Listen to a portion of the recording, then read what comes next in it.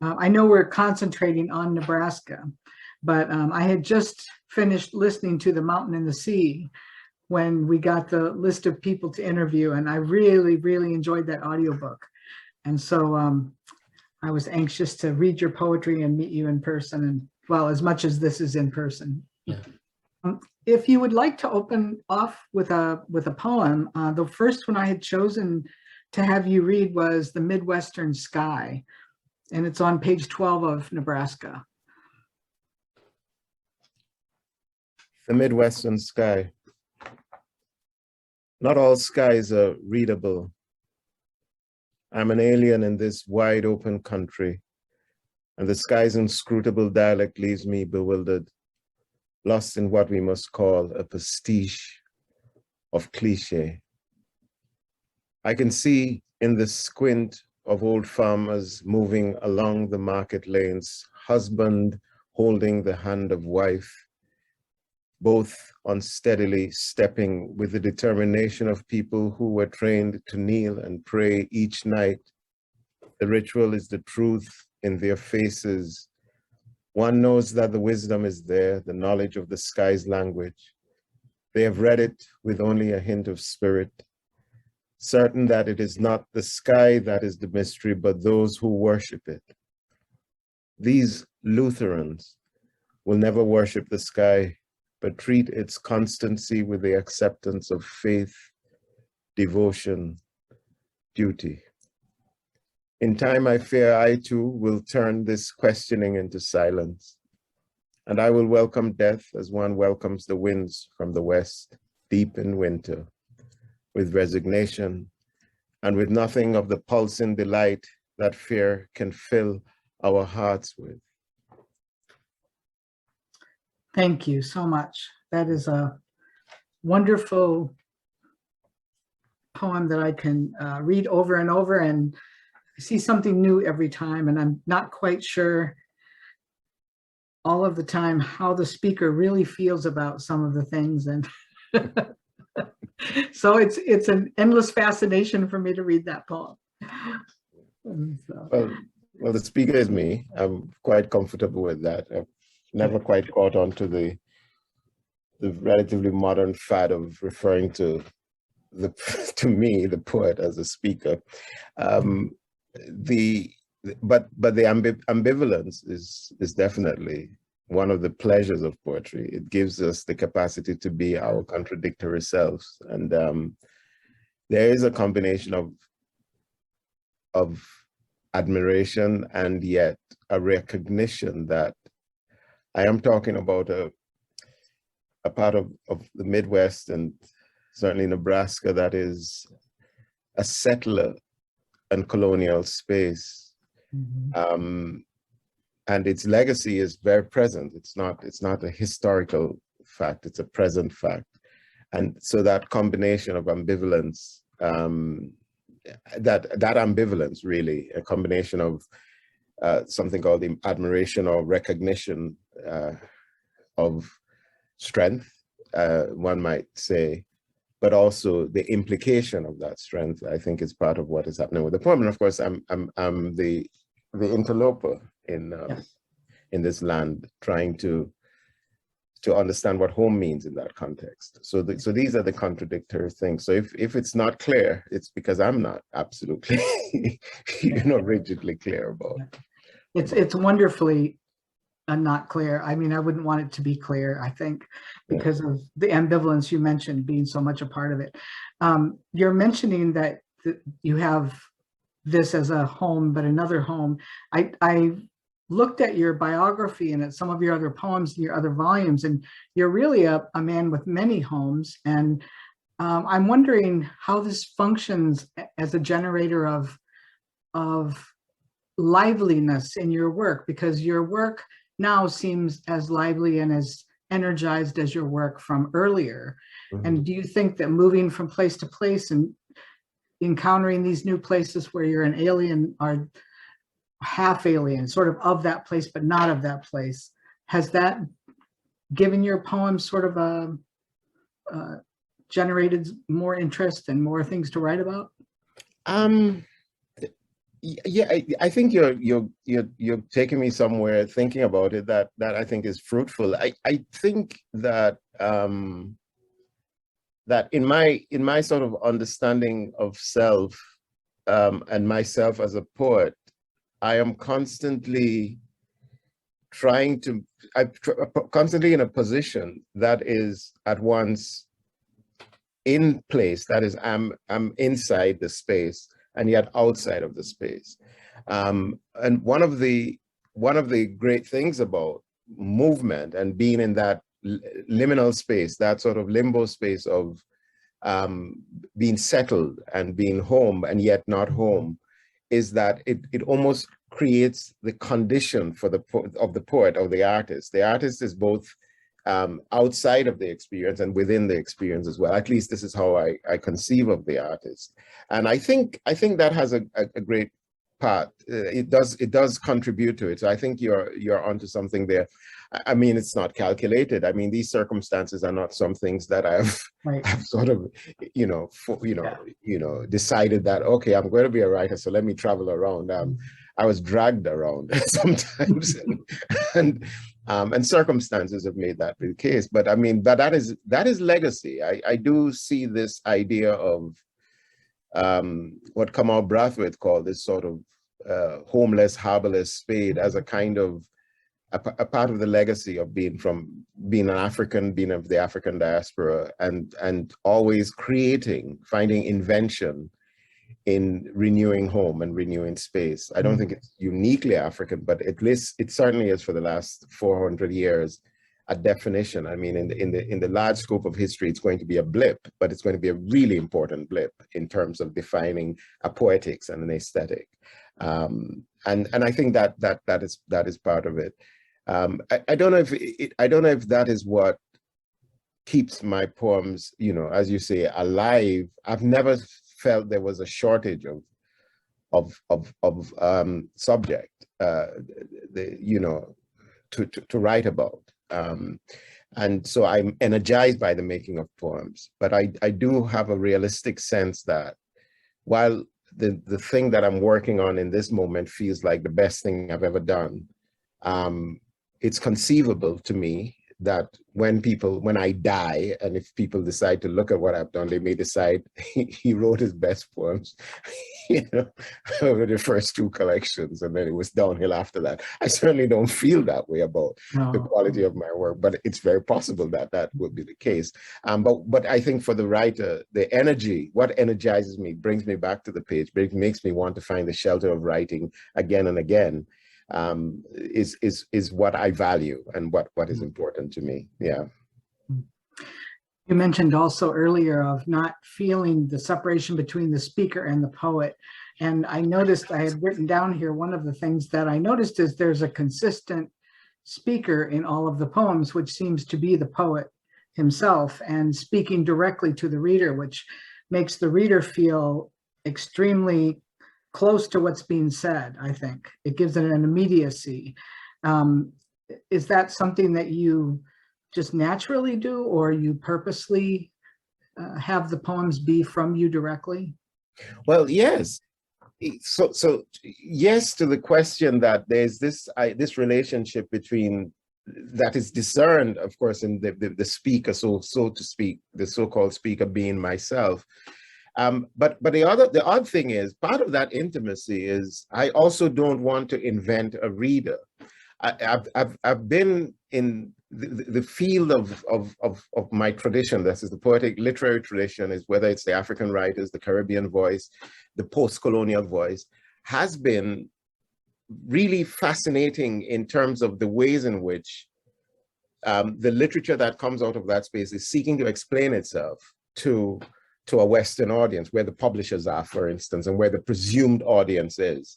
And in that process, in poems, one finds themselves inventing a reader that may be alien, and the poems seem to want to explain themselves. One of the benefits, or one of the gifts that and the privileges that power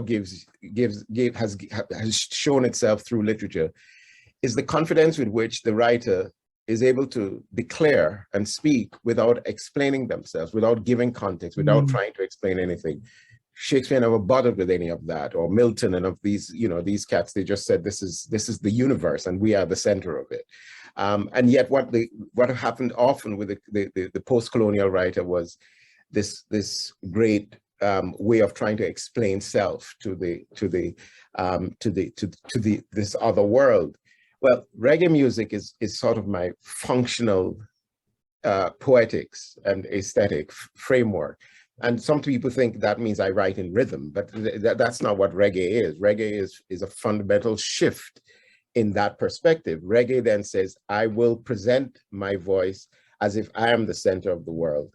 And as the artist, I will take that on. And therefore, if you want to hear me, you're eavesdropping in my conversation, and you will do the work to engage it in my language, in my discourse, in my construction of self, in my worldview. And that impressed me as a kid growing up in Jamaica, the authority of that, the global audacity of that music. And so I think it plays a big part in how I write. And so when I think of reader, my first reader is me. And if there's a feeling of intimacy, it is because I don't feel I have to explain me to me. And it's a trope. It's also a craft move, but then it creates a kind of what you're describing as intimacy. But I think it's more a permission for empathy, that if there's a reader reading it, they can feel that they're engaging in. So it's again my resisting this desire to construct a reader as if there's a reader. In some of my poems, I'm actually talking to somebody specific, so that's a different thing. And in some poems, in some books, I'm writing in the voice of somebody else, which is a different thing. But those are all specific kind of craft decisions. So I think what you're picking up is this larger kind of embracing of confidence and saying, you can work it out. And I can do that even more because there's Google now. Yeah. So, Thank you for that. yeah. That's great. That really added to my understanding of this entire book and of your work. I'm dying to ask this question because as I started reading the poems, I started noticing very many religious references or references to some type of faith or religion. And I wasn't surprised by that. And with some of the titles like Advent, it was very clear that is a issue that is being talked about and thought about in these poems.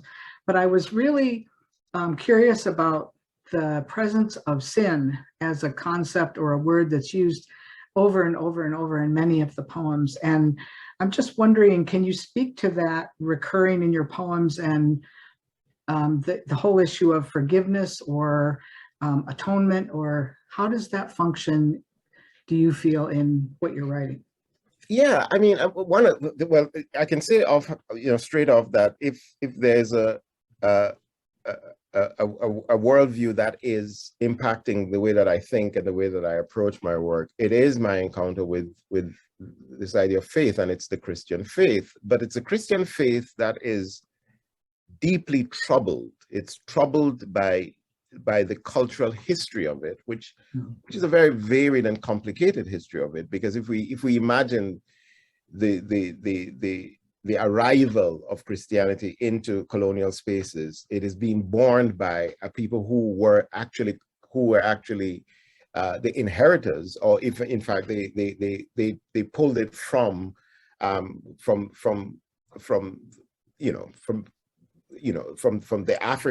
Africa and from further south. In other words, when Christianity had developed in Ethiopia, the British wouldn't even have known what that was, what Christianity even was. So there's that idea that this faith has a very complicated history, and yet it is attached to some of the great atrocities and so on and so forth. And yet, and this is what should come through in my poems, there is a kind of return to an atavistic sense of this faith. That is, if it is the imagining of this faith as a faith that I must wrestle with out of what I'm reading and what I've understood historically and so on and so forth, and then what is happening inside me personally, the way that I conceive of it. So faith is important to me and has always been. And I remember many years ago, when I started writing, being very, very shy and sort of reluctant and fearful about articulating a faith, a belief, like as if it was something that I wrestled with, you know, whether I saw things that I thought miraculous, or I felt my own wrestling with this idea of sin and all of these kinds of complications. Should that be in my poems? Should that be in poetry, in a space in which there's deep skepticism about it? And one of the things that I think I will leave it at this is that I really came to the conclusion, something that I read later on when I read Langston Hughes writing about the Negro artist and the racial mountain. And he said, he says, and I'm paraphrasing, he says, no great poet ever was afraid to write about who they are. And that struck me as interesting. And that honesty, that vulnerability of that honesty seemed to me then necessary for me to make sure, to be committed to letting poetry express all the mess and complication and faith and beauty and all the things that are part of my existence.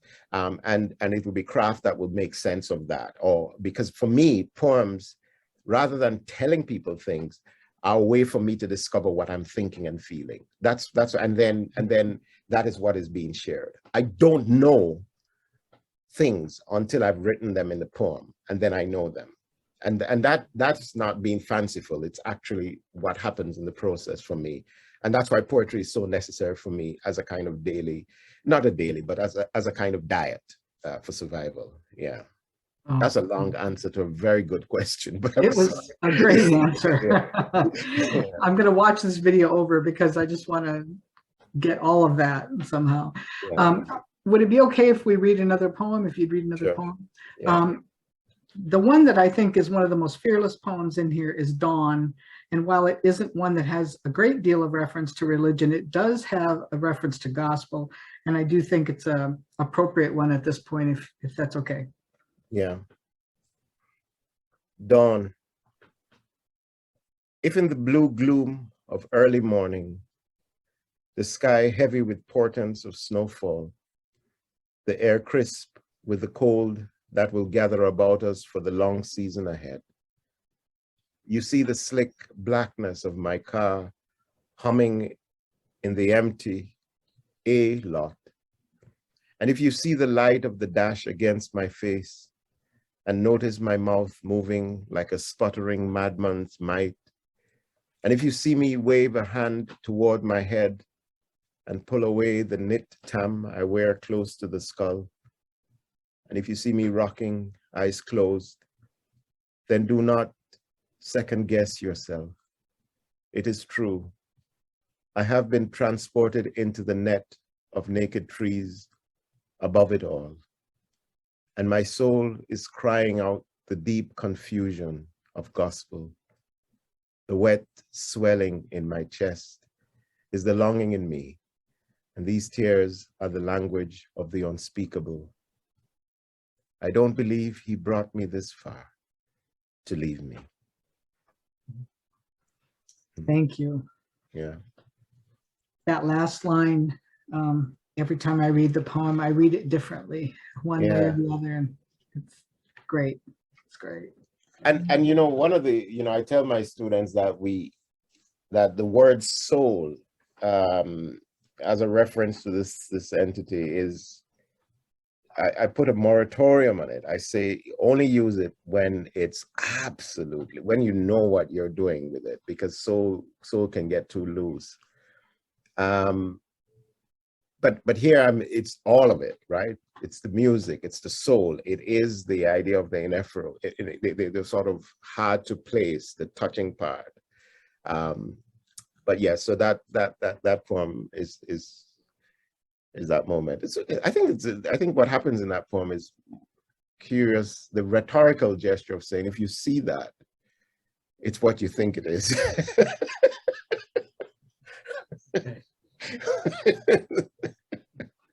Yeah. So, It's great. It's really great. I went back and read some past interviews that you had done, and you said that writing is a practice, and you were saying that nobody can complain about your being prolific because writing is your practice, and as an artist, that's what you're supposed to be doing. How many projects, are you working on at one time? I noticed you said you worked on multiple at a time, and what sort of things can we look forward to now that Nebraska's out there and people are reading it and loving it? What's next? Yeah, and so yeah. I mean, I'm always wary of going through that because it just makes me look overly earnest. But the truth is, I mean, I should say briefly about Nebraska's genesis. Nebraska never began. I never planned to write Nebraska as a book. Nebraska came about when my University of Nebraska was they were planning to do some event, around my work and celebrating some work that I was doing. And one of the things I said was, what would be good if there's an audience there, maybe we could make a little small chapbook of some Nebraska poems. It'll be different, and we'll just give those away, and that'll be cool. And they, and then I, have a good working relationship with the University of Nebraska Press, where they do a number of series that I series edit. And they said, sure, I would love to do that. We could do a nice little thing and so on and so forth. So I said, okay, let me get this together. So I get some poems, I started to scour. And in fact, I had a student, a wonderful poet. I said, help me do this, just go through all the poem, go through these. I have these sort of working manuscripts because I have a ton of working manuscripts. And I said, just do a search on snow, Nebraska, just do a simple search. And so we started, so I gathered all these poems together. And I thought, well, that's a little longer than a chapbook. So these were poems that where I've been writing and all over the place, so I have this whole pool of poems. And then I organized this book, which really came to be what it is. So in a sense, it became clear that I was writing about Nebraska explicitly in many ways without really realizing I'm writing a book about Nebraska or a book in Nebraska. And I think it's good for people to see that. So therefore, in terms of what comes next, there are a number of constants that are generating poems. I try to maintain a practice. One is with a great relationship that I have with a poet in Australia, a wonderful poet called John Kinsella, who lives in Australia now, but he's lived here. And we write poems to each other. And we've published about 4 books already of our exchanges. And so coming out next year will be a major book called On History, and that's UN history. And that will be part of our dialogue. And then I do work, I have various ways to generate poetry, whether I'm writing in conversation, and the conversation is very quiet because nobody knows who I'm talking to, but I'm often in conversation with a poet or artists and so on. And that's one way to generate work. So what people can expect in terms of poetry for me would be, there's with my publisher in the UK, we are working on a plan of several books that are sort of already written that we're going to be releasing step by step. But I'm also working on screenplays. I'm working on a script for television, which I'm always doing. Doesn't mean it comes out into something. I know one film it's going into production in January, so I think that one will happen for sure. And then I'm working on some fiction that I'm doing. Most of those projects guided by the tyranny of timing. So if a book gets contracted, then I'll get it done. Yeah, it's a lot, but it doesn't feel like a lot. It just feels like so when I say writing is a practice for me, and poetry for me is something that I'm constantly doing. I think publishing books is organizing what I've written, so which is fun, and I like doing that. But yeah, and if there's a really exciting, dangerous, risky idea that I'm working on, I wouldn't tell you what it is. And that would be the correct thing to do. That's right. Yes. And there is such a thing, but I'm not telling you what it is. Okay. But we can anticipate something. It could be. Okay, It could great. be. Yeah, it could. You never know. Yep, good, good. Yeah. So I wondered if you would be willing to read Sea and Rain. It's a beautiful relationship poem that I think I would love to hear in your voice. If Yeah. Sure. Yeah. Sea and rain. Upstairs now, before 8 o'clock in the Midwest, a cold wind throws leaves against the pane, and the nights come down quickly. And it is before 8 o'clock. You left my meal of rice and lentils on the table. I'm not hungry, you said, in the tender voice of love, though I know now that it is the tiny eye at the center of a growing storm whirling behind the door of our room. The dog is asleep early, as if she knows not to whimper at our door.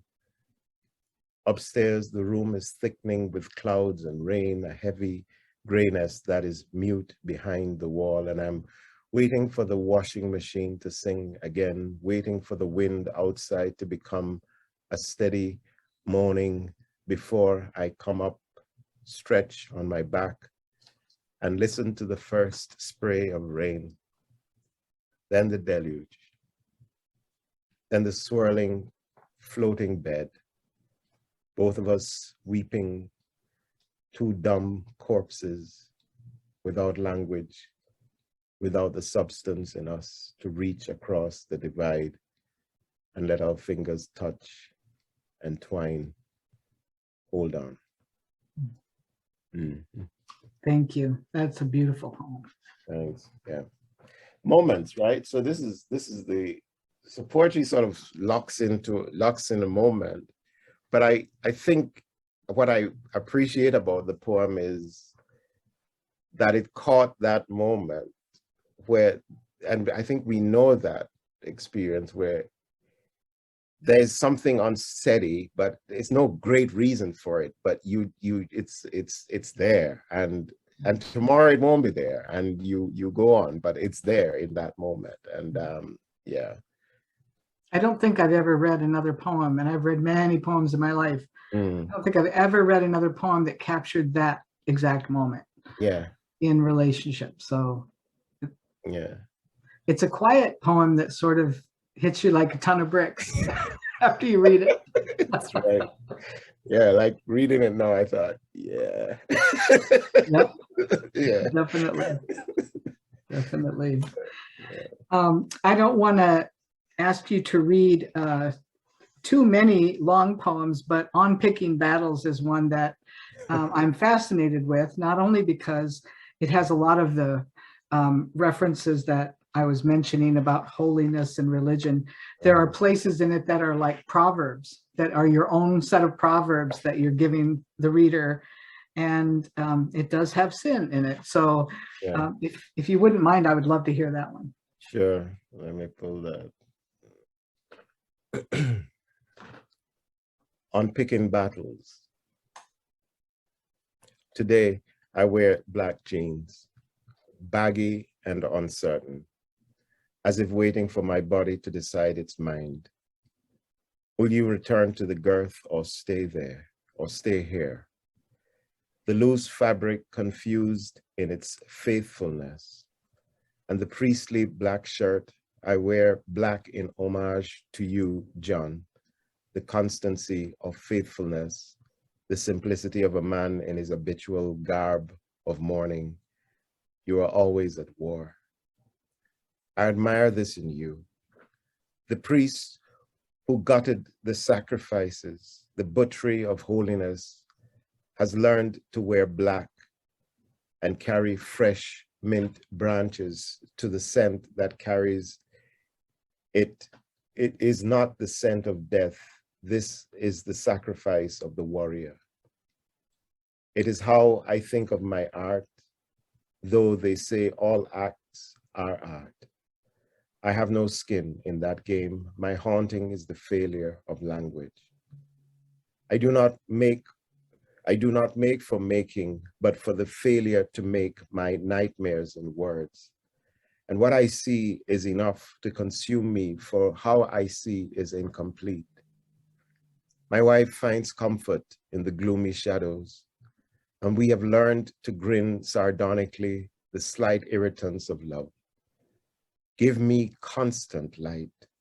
Destroy the earth for my light, for I am haunted by the blurs that I see, the errors of not being precisely a kind of failure to love what is remembered, and memory comes back to us as music comes back to us. 40 years ago, we schoolboys whispered that a tree behind the chemistry lab was special. The character of it was spoken with giggles and smirks. What you smell? They asked. What you smell? And the innocents looked perplexed, and the knowing rolled with mockery and laughter. Only boys can find such deep pleasure in a tree that smells like a woman's secretions. And now, 40 years on, we ask, does the tree have a name? Is it still there? Will we find it were we to return? Might we smell it? That single tree sitting in the shadows of the thick-walled lab, 150 years of wood floors soaked through with the sweat of teenage boys. I think of a sycamore tree, or a solitary olive tree, or a burning bush. The joke is ugly as youth, guileless. These days, we are counting the dead, and it is as if we dare only now to look, and the number is alarming at first. And then, as with all losses, each death is a moment of logic or impossible faith, which is its own kind of comfort. We too will die.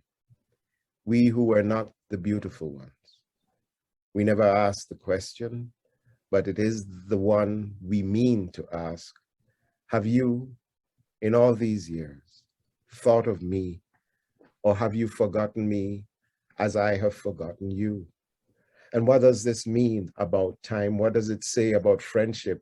Now I ask about children, about spouses, and some stay silent, the ones who will not admit the resentments they have carried, the slights that still sit like wounds on our bodies. We reminisce with a kind of horrific relish, the cult of belonging. I tell them to read my poems. At least their memory is trumped by the truth of feeling, and this is what it must be. I fear I seem as false as I always was. There is a lie in all sincere acts. Holiness or truth is as idiosyncratic as the whorls on your thumbs. This is not orthodoxy, just the kind of truth of faith we learn with age, that one carries guilt with the expectation of pity and the other sheds guilt as impractical. And in times of war and cataclysm and love, such quirks are massive. They shape our horrors, though like the tree, like the color of its leaves, like the pattern of seasons, even in the humid constancy of Kingston, the scent arrives with the worms, perhaps, or the insects, or the dusk, or when flowers start to suggest themselves. To know the language of leaves is to know the language of mercy and humility. And I want to say that the tree's leaves were yellow, and it stood in a muddy strip of earth, that it shed leaves sometimes, that a plump boy would sit beneath its shade and breathe the scent of woman, his sin, his impractical guilt carried like a secret. 40 years on, we know now that how we live is made long before we knew we were learning, that I face the world like I face the cricket ball, always willing to bat at number one and face the attack, happy to get it over with, taking on the heat as a way to soften disappointment. And a violent act would only happen under the threat of death, the rising ball, again, after the first one thumped my chest, and so the next one I fiercely smashed over square leg. The cheering, but me breathing as one who had barely survived death. Every stroke began with a soft backward step, always ready to defend, and only provocation moved me forward, the on-drive, gentle as a reluctant punch, bloodless runs. I never understood the psychology of the cover drive, each such bold anger, taking the war to the enemy. I made my runs as one forced to act, and this is a metaphor of how I fight my wars, prepared, willing to draw blood, and yet willing to die the death of a martyr, hoping for the lamentation of those who dare not blame me. On my watch, I fear the forest will be destroyed. I must learn the holiness of those whose nights are never haunted with regret. Perhaps the rituals of our garments offer us the heart of deep mourning. Here come the long-voiced poets in their flapping black garments, each day enacting the things we have lost, another kind of holiness. Yeah. Thank you. It's an amazing poem. So much in your work about memory, and other interviewers I know have asked you about memory, but I wanted to ask you particularly in relation to the political. I know there's a poem in this book that's dedicated to Carolyn Forche, and you speak about the poet of witness. There's no overt references to political things, events or people, but there are oblique references, or not so oblique ones, that are almost universalized. And I was reading one poem, I can't remember which one it was, and I thought this could be about Nixon or it could be about Trump. So you've grasped some sort of thing going on that is kind of repeated in cycles in our country and in our world. So do you avoid becoming more specific about politics, or do you just naturally write about it in terms of a longer historical arc? I don't avoid it. That I can say that categorically, but I do write about it as you describe it, with that sense of the arc of it. I think after a while you do gain a sense that what is fascinating about struggle, about the things that really bother me, you know, racism, the lack of care for the poor, is that they repeat themselves, and that we understand them better when we connect to its beginning. And therefore, you know, when Marley sings in Slave Driver, when he sings Slave Driver, every time I hear the crack of a whip, my blood runs cold. I remember on the slave ship how they brutalized our very souls. So there's a beautiful, beautiful line of verse, but notice what he's doing is that he, in 1970 Jamaica, is saying, when I hear this whip, when somebody's cracking the whip for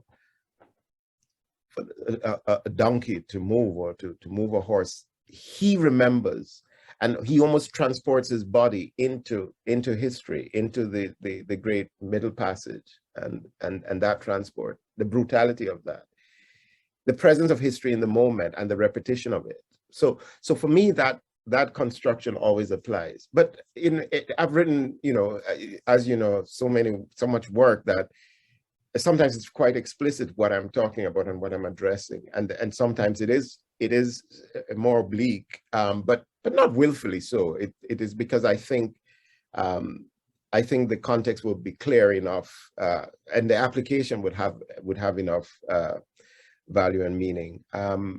It's an interesting question, because, you know, I remember being asked about the politics and poetry.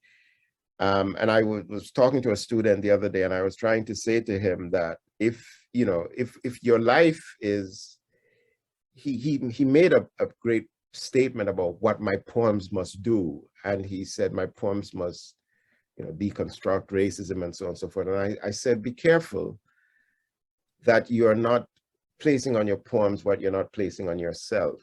Mm-hmm. And I said, your poems may reflect you, and then you don't have to announce what your poems must do. And I said, the one commitment you should have, as noble as your statement here is that your poems are faithful to you. The rest will work itself out. And I sincerely believe that my preoccupations, my obsessions, I believe in obsessions, but my poetry will reflect my obsessions. And they do. It doesn't mean I publish every poem that I write, but my poems do reflect my obsessions. I decide whether I want people to know some obsessions and whether or not and that's publishing, that's what I share. But what I share is not everything I write. But what I write is going to reflect. And so if I'm improving myself, it should be reflected in poetry. But so I was trying to get him to know that if you put such a mandate on your poetry, you may fail to recognize the points at which you fail at that yourself. And sometimes that is the heart of the poem. And the poem should have permission to help you through that, articulate that, rather than imposing an agenda on your poetry. So this has been a commitment, and I understand that to be part of a privilege of change in society. When there was a time when, and still is in some communities, where one has to sign that paper in blood and say, I am going to make my work be only for the struggle, and it's all about struggle. And so many poets, whether it's Nicolas Guillen or whether it's Kiopetsa Kotsisile from South Africa, or Dennis Brutus, or Ntisake Shanje, all of these poets were wrestling with this tension between the struggle and their lyrical self, and how poetry feeds both spaces, but feeling as if they're betraying one with the other. So it's a real tension, but for me, I'm trying to have my cake and eat it, so to speak. Yeah. Good. Wonderful answer. Thank you. I know we're getting close to the end of our time, and if you are tired of reading, we can do something else, but I'm fine. Okay, good. The last poem that I had marked here was The Chronicler of Sorrows. And I know people probably ask you to read this one a lot, but again, it's just one of those I wish to hear in your own language, and it does have a proverb in it. So yeah, sure. Yeah. The Chronicler of Sorrows. Were I better at this, I would study almanacs, chart the seasons, visit Ted Kuza on his farm in midwinter without invitation, and carry his 2x4s and barbed wire rolls to the edge of his land and ask him the names of the birds turning in the sky, or the yield of the corn crop, or the number of people he has buried, farm people, his people. Were I better at this, I would drink coffee in the quaint cafes in Western tiny towns, talk to those wary of me at first. By then, I would have learned the dialect of cattle, of waterways, of the market, and we could talk of Coronation Market in Kingston, where their produce would sell, undercutting the machete-armed farmer from St. Anne's organic yield, the world turning into a biblical economy of famine and plenty. I would be the inside man, the reporter, the one to trace the secret incantation of chemicals, how they translate into college fees, new trucks, mortgages. This would be my labor, my art even. I'm not a better man. Instead, I make up stories like one who has been promised that his sayings will become the source of proverbs, and he will be remembered as the lone man, hooded, walking across the sea-hardened beach where the tide has receded so far it appears a lie that soon the bay will gleam with folds of the Atlantic. Stories like this one about the woman who one day, without warning, declares herself tired of words and leaves her family for a convent where everyone stays silent and eats vegetables and stews and artisan breads and puts away all devices that multiply words. She does this for 3 weeks, pretending that she's tired of speaking, but is really tired of hearing the sound of her husband asking questions about heart and fear and sorrow, so that when she returns, Her depression is deeper, and she longs for another month of empty silence, for she learns that it is not so much words she's escaping, but thought, the need to make sense of things that have now become too painful for thought. Of course, she missed the beep of her phone, the friends asking her where she is. That she missed. And given the choice, wouldn't you choose to be the guardian of the earth instead of this quite hapless chronicler of sorrows? There's a joke here and a proverb. A man makes jokes when he fears the joke is on him, or something such. Next time I will include a pot. I know these days that comedians are sad. Why? Because they have the dull sorrow that makes funny things unfunny, and no one beats a deadpan. Thank you very much.